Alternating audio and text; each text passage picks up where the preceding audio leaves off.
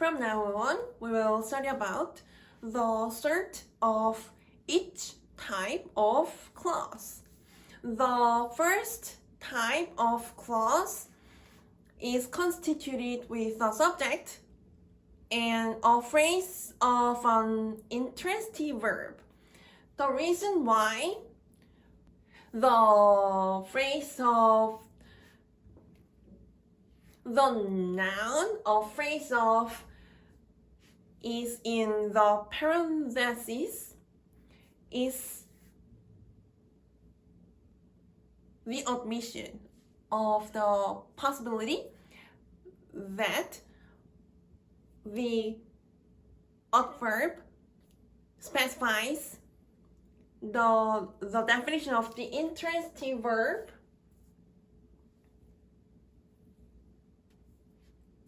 there is a clause or class start. This clause is constituted with a subject or class and the intransitive verb start. The speaker applies the verb start.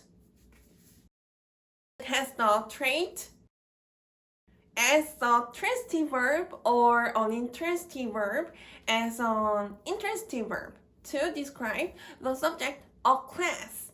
Gets the definition of the intransitive verb start from an unstated subject in the clause.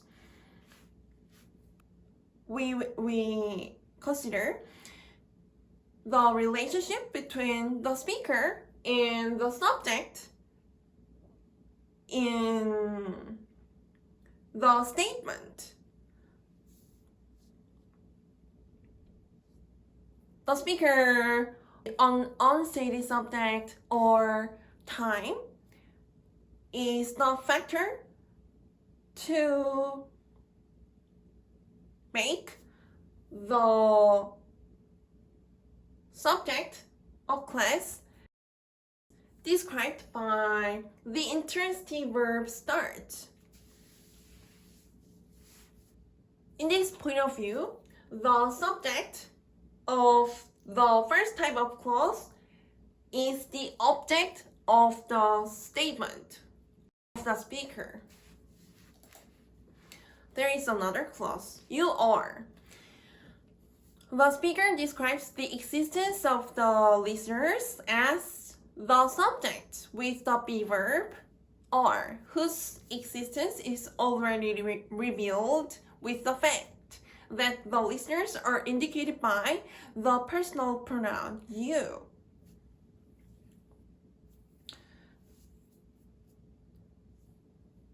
Let's think about this. Can we indicate a subject that does not exist? There is a right hand. On this right hand, this circle will be a subject. Can you indicate the subject that is yet to be created? No.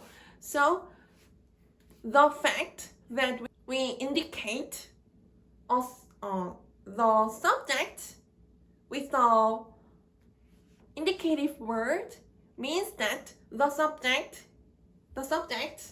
already exists. The definition of the be-verb describes the existence of the subject. So this clause verifies the existence of the listeners twice in a statement. So we can consider this clause conveys very essential and basic intention of the speaker.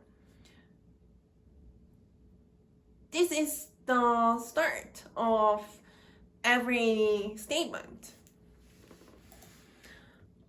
The speaker states the clause on the premise that the listeners as the subject exist at the present and in a place. Even though the speaker does not state the exact time when the subject exists and the exact place where the subject exists. The listeners understand that the subject exists at specific time and a specific place.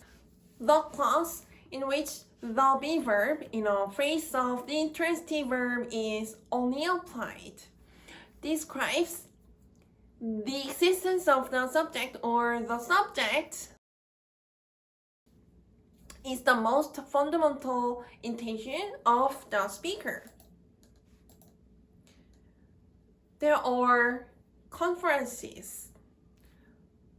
You were, he was.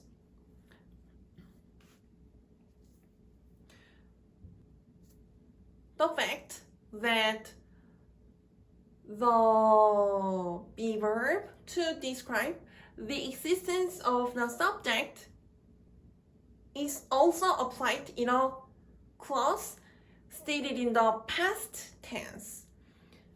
The first clause, you were, describes the existence of the listeners in the past.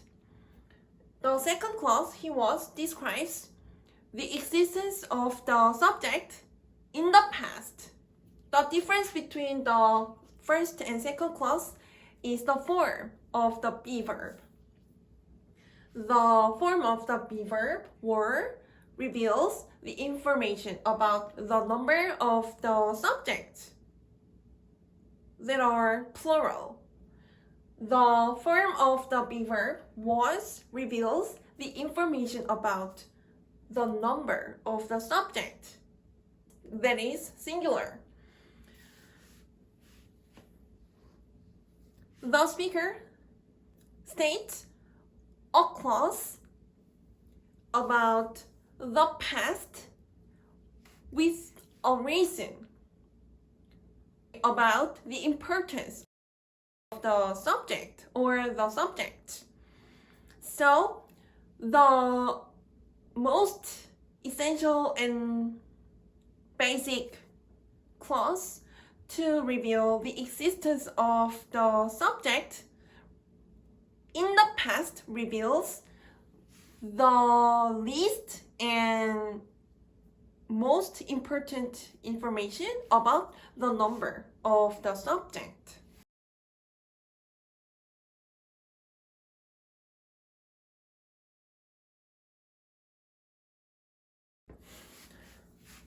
The speaker of the clause conveys the most fundamental intention states the clause at the present about the subject that existed in the past, because the speaker intends to convey the information of the subject.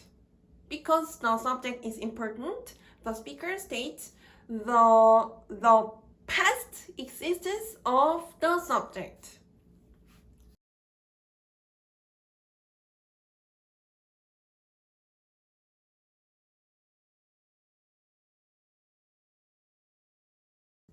So, the speaker who states a clause about the subject that existed reveals the information about the number of the subject with the form of the be-verb.